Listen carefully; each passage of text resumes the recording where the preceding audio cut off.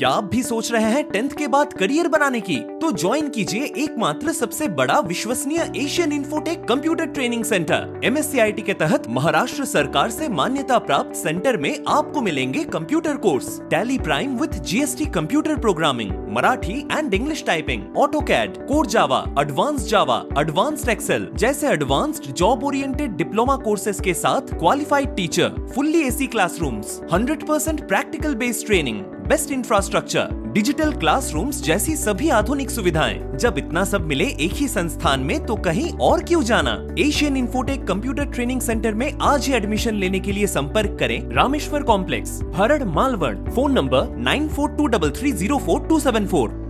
1400 रुपयाचा किचन घेऊन ठेवलाय आणि पहिला पाऊस पडला ना त्यावेळेस जे काळं पाणी झालं होतं ते नेहमी पाणी आपले हे पोल्युशन बोर्डाची कुठे आहे आपलं नाव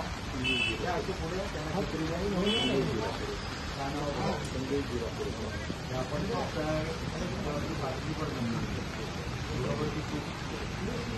फॅक्टरी बनायची आहे, काय करायचं मला त्या फॅक्टरीच्या काय लोकांचे उद्या जर या पाण्याने जीव यायला लागले तर जबाबदार कोण? ही कारवाई केली योजनेचा क्लोजर येणार आहे कंपनीला क्लोजर पाणीपाची रस्ता पाठवला 2 दिवस पाठवल्या तिथे चांगली केलं पूर्ण यायला घेतलं यापूर्वी ऐका गावातल्या लोकांसाठी आहे आणि आता यापूर्वी पण या कंपनीवरती शोकस काढलेली आहे 2017ला त्यानंतर प्रपोज डायरेक्शन काढले त्यानंतर पर्सनल हिअरिंग झाली असा 20/6ला याप्रमाणे यांना दंडात्मक कारवाई पण झाली तरी पण ऐकत नाही कंप्लेंट होत्या म्हणून आम्ही क्लोजरसाठी प्रस्ताव पाठवला आल्यावर मला कळवा पण तहसीलदाराचा रिपोर्ट आहे का त्याच्याबरोबर? तहसीलदार आज वाटतं मुंबईला गेले बोलवा मंडळाधिकारी कोण तो रिपोर्ट तुम्ही जे सत्य आहे त्या आधारितच तुम्ही पाठवायचं.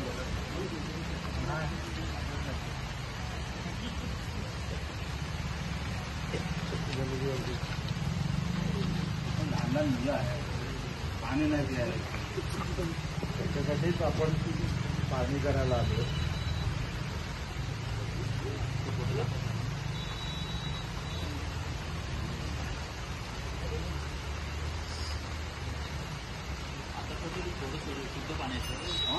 पाऊस पडतो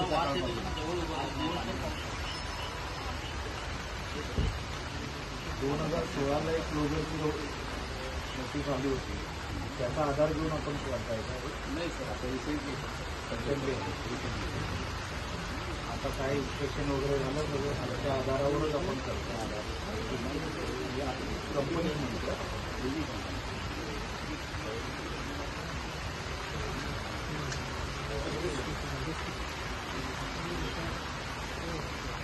आपलं नाव संजय गुरागाव आलेत का ते?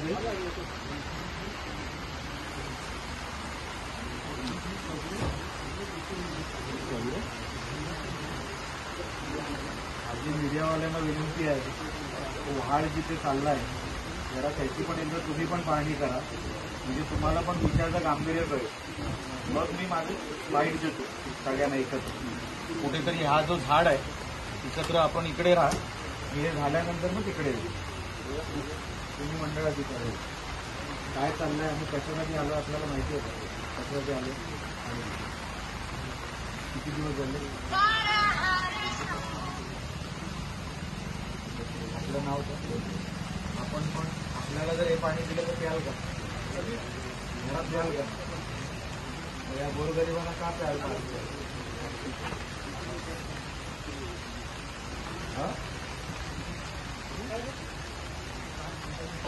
तुम्हाला माहिती ना जर कारवाई झाली तर सगळे जाणार. अधिवेशन सुरू आहे सुरू असलं नसलं याचे सॅम्पल आम्ही नेले कोण अडचणी घेणार? सॅम्पल घेऊन सुद्धा हे सॅम्पल क्लिअर आहे असं दाखवण्याचं काम झालं. त्याचं कोणीतरी नाही एका बिस्लेच्या बॉटलमध्ये तुम्हाला सॅम्पल म्हणून घ्या मला तरी सफळ जरा त्या एका ह्याच्यामध्ये कोणी घेतलाय का सकाळी कोणी? उद्या सकाळी भेटेल. उद्या पाऊस कमी आला तर काय करणार आहात आपण? पोल्युशन बोर्डाने तर ऍक्शन घ्यायची ठरवली, आपण काय करणार आहात? माझं नाव निलेश राणे. मी तुमच्या रिपोर्टिंगला तुम्ही काय कराल ते ऐकायला आलेलो नाही. आपण ऍक्शन काय घेणार आहात त्याच्यासाठी आलो. म्हणजे यांचा जीव जावा असं वाटतं का तुम्हाला? हा, त्यांचा गेला रिपोर्ट, तुम्हाला तेही माहित नाही. त्यांचा रिपोर्ट ऑलरेडी गेलाय, तुम्हाला माहित नाही. गेलेला माहिती आहे तरी तुम्ही आता सांगताय की आम्ही यांना रिपोर्ट देणार. जाऊन काय केलं? तुम्ही स्वतः म्हणताय वर्षभरापासून हे सगळं चालू आहे, तरी तुम्हाला ऍक्शन घ्यावीसारखी वाटली.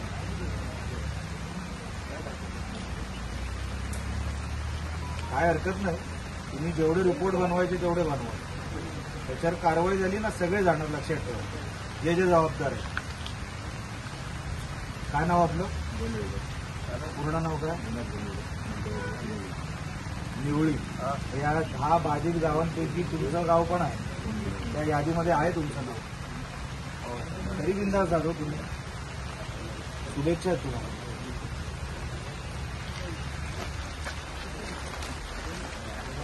आपण सगळी गावातली लोक आहोत इकडे, बरोबर आहे ना?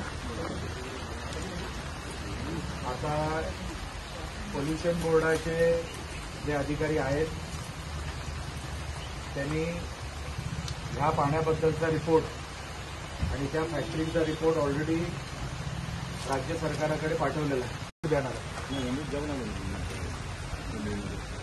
जाऊन काय केलं? तुम्ही स्वतः म्हणताय वर्षभरापासून हे सगळं चालू आहे, तरी तुम्हाला ऍक्शन घ्यावीसारखी वाटली.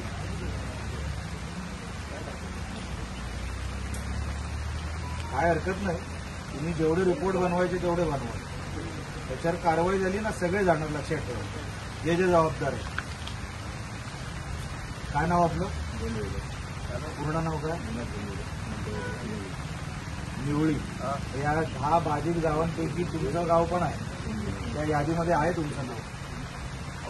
तरी बिंदास जातो तुम्ही. शुभेच्छा आहेत तुम्हाला.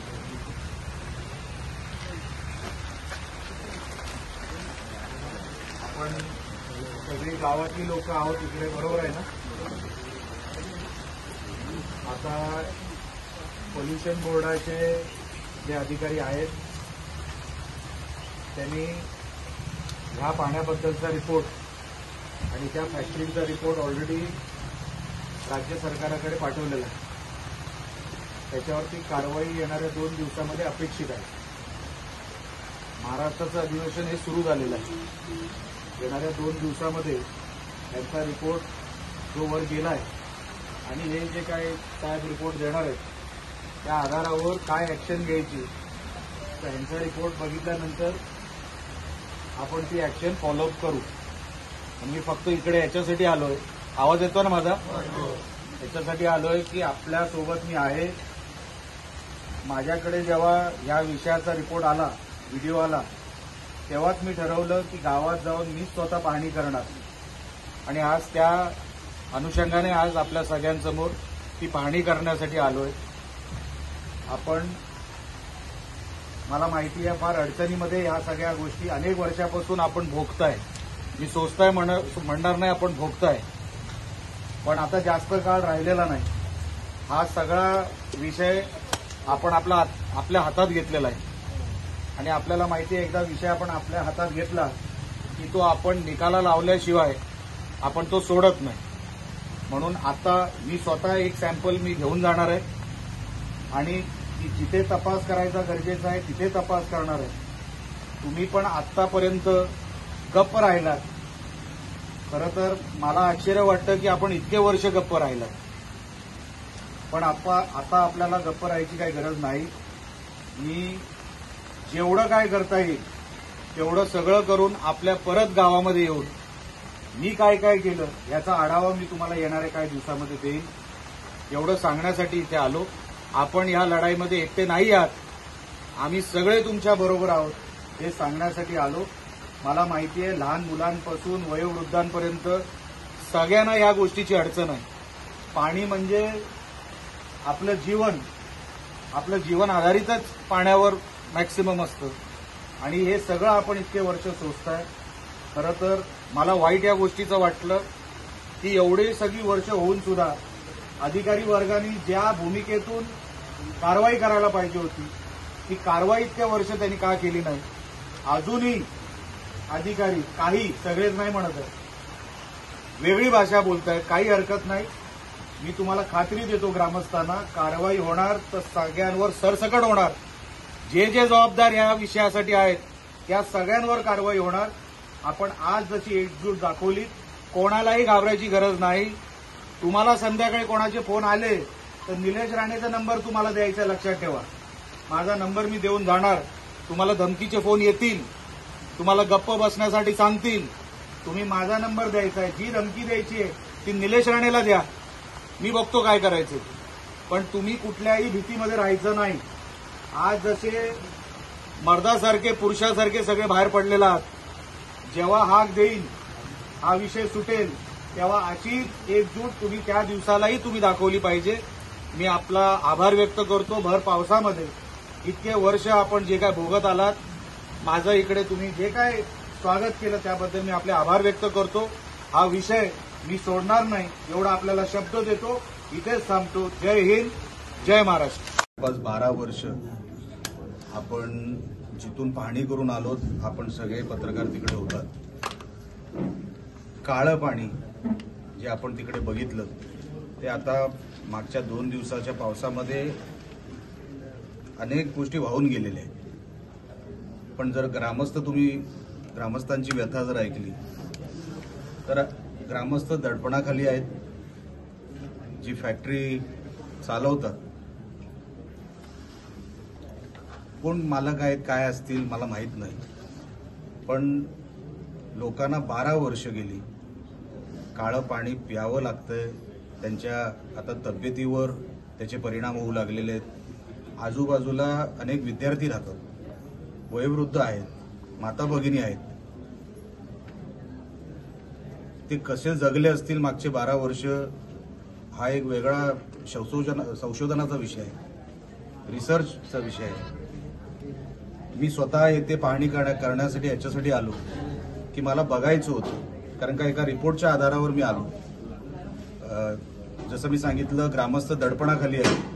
ते स्वतःहून काय बोलत नाही. आपल्याला जर आता लक्षात आलं असेल, त्यांच्यातला कोण बिचारा प्रास्ताविक करायलाही तयार नव्हता.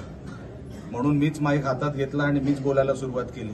प्रचंड दडपण आहे आणि त्या दडपणातून बाहेर काढण्याचंही काम आमच्यासारख्या लोकांचं आहे. त्यांना साफ पाणी मिळावं, शुद्ध पाणी मिळावं, त्याचं आरोग्य नीट राहावं. आता पाण्यामुळे काय काय होऊ शकतं शरीरामध्ये हे आपल्याला सगळ्यांना माहिती आहे. आपण सगळे जाणतात हे सगळं. त्यांना हे सगळी सोय मिळावी, किमान पाणी, ते दुसरं काही मागतच नाही.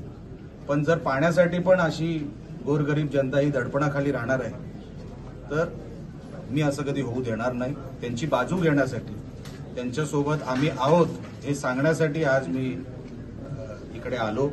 आणि जे काही सॅम्पल आहेत, काही अधिकारी, पोल्युशन बोर्डाचे मंडळ अधिकारी आणि ज्या अधिकाऱ्यांना खरोखर काही देणं घेणं नाही असे अधिकारी पण अनुपस्थित राहिले.